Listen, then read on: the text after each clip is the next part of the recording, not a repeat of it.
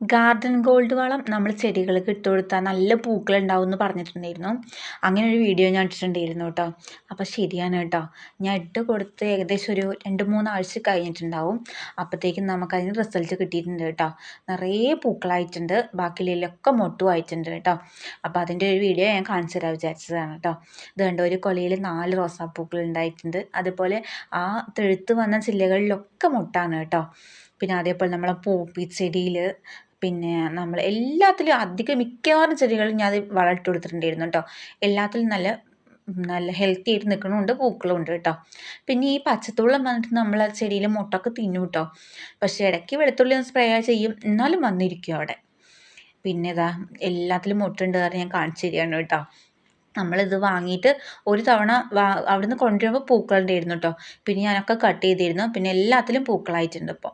പിന്നെ നമ്മുടെ പോപ്പി എന്ത് ഭംഗിയെ കാണാൻ.